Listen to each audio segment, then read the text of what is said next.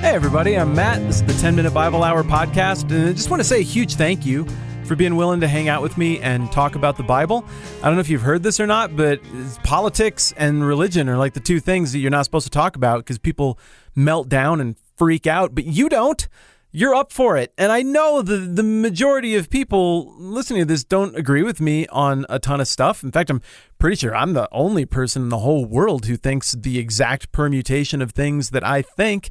And so what that means is we are overcoming the spirit of the age, which is burn anybody down who doesn't agree with you on anything, just simply by the act of having this conversation together. And I just love you for it. Here's exactly what we're doing. We're starting on Matthew chapter 3, and Matthew chapter 3 introduces us to a new character in this story, and that is John the Baptist. John the Baptist is the cousin of Jesus who lived like a crazy wild man out in the desert and prepared the way for Jesus' arrival. What exactly does that mean? We'll get to that in future conversations. But the dude has Baptist in his name.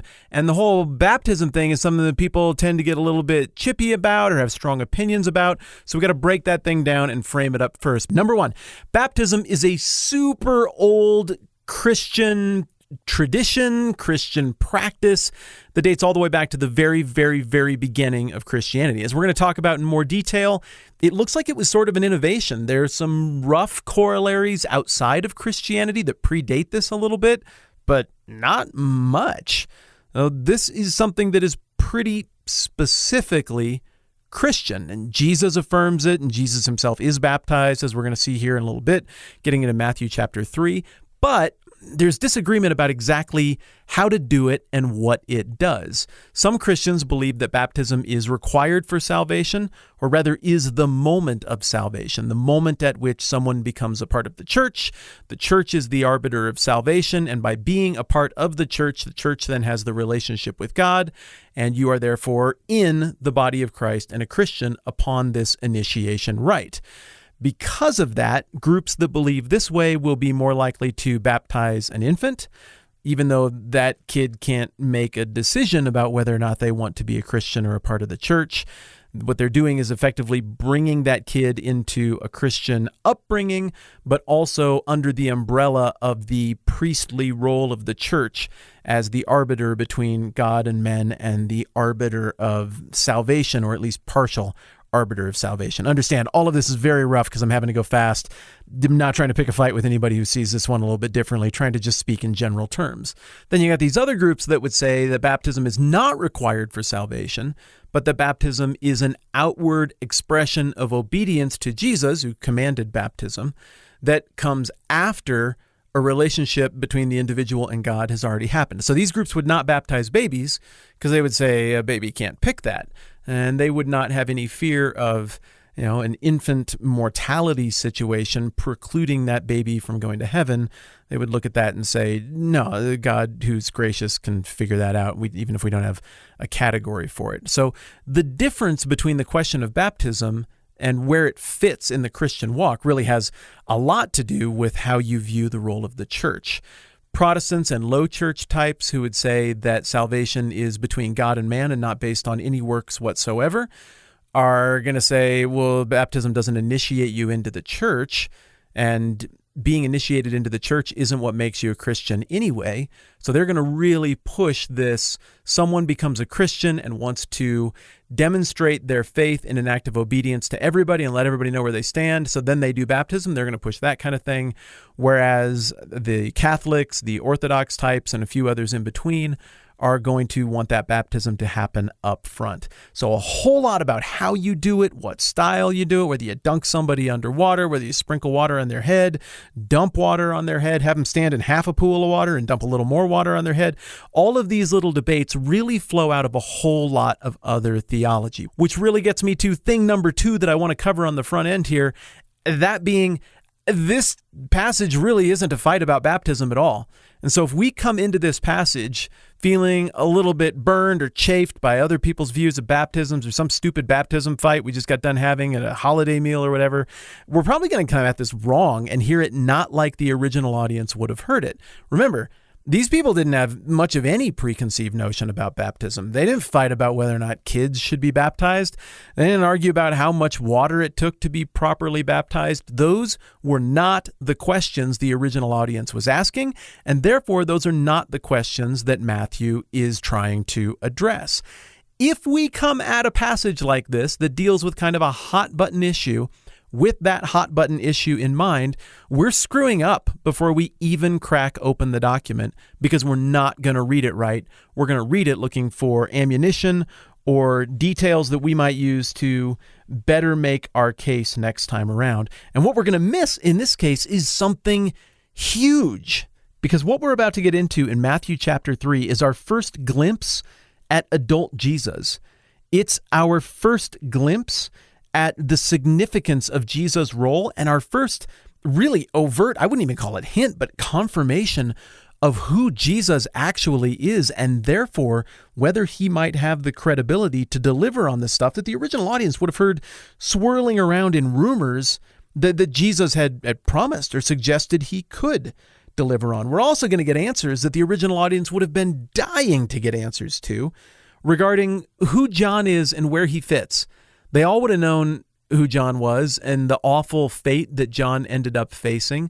They all would have known who the Pharisees and Sadducees and religious leaders of the day were, and they all would have heard about Jesus and his execution.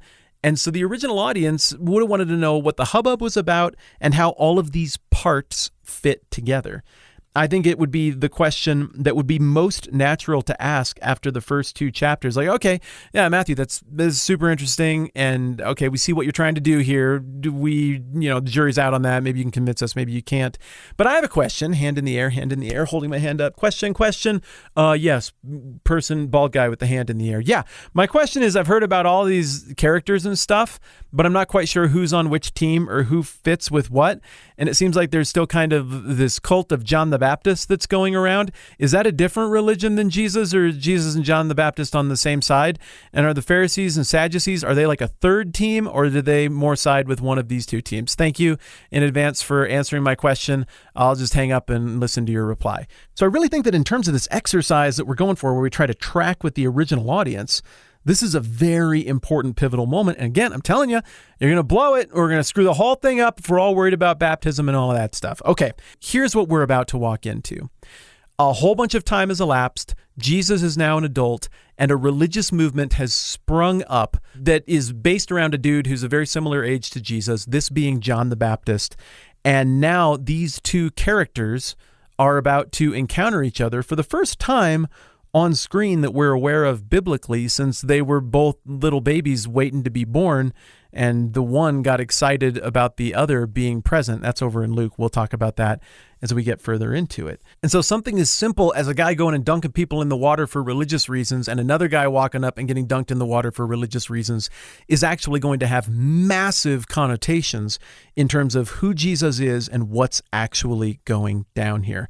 And that, like I said, is what we're going to be chewing through over the next several episodes. So, hey, before we hit pause, I want to say thank you to those of you who've taken the time to go and actually review this podcast. That is a huge deal, and I'm better understanding how much that actually helps in terms of getting this in front of people. So thank you, one, for just the incredibly kind words, and two, thank you for helping to advance what I'm trying to accomplish here. That's awesome of you. I was reading through some of these. This is some nice stuff. Nissan 03 says a bunch of nice stuff, and then I appreciated this phrase. Matt takes the time to place into context his subject. It may seem like a lot of beating around the bush, but it is so purposeful for it all to make sense. Well done.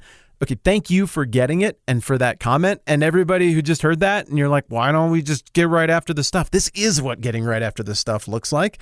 And so I appreciate that you get it, and I think probably most of you get what we're going for here. Creativity for Hire. This review is, again, awesome and generous and humbling. I like this phrase. TMBH makes me think. take a step back, and then think some more. Thank you. And again, I think you get what I'm going for. I understand that what we talk about here is probably going to take a little bit longer than 10 minutes to really game out in your brain, but if I can kind of prime the pump a little bit and give you something to chew on, then I feel like I've played my part. And frankly, probably it's way better for you to think all of that through for yourself apart from me anyway. Okay, let's do one more. Here we go. Sieber Mom here a couple of weeks ago wrote, he, that being me, really emphasizes the historical background of the Bible, and that makes it easier to understand. So for a third time, I will say thank you for getting what I'm going for. If we read this document like it's some fairy tale that happened out of time and out of space apart from real people, then we can just inflict on it whatever we want. And frankly, some really ugly stuff has happened historically when people do that. And I'm hoping that even though it might mean we end up not agreeing on every single thing, I'm hoping that we at least arrive where we arrive based on this thing actually happening in actual time and an actual place and in a context that we're all capable of understanding. I'm talking too much. Here's the point. Those are all really nice things that you said, and a ton of you has showed up to do ratings and reviews. I would welcome more of that. It is a huge help, but whether you want to go and take the time to do that or not, I'm just so stinking grateful you're here and that we're doing this together. And I'm really pumped to get deeper into Matthew chapter 3. We'll get after that next time around. I'm Matt. This is the 10-Minute Bible Hour. Catch you soon.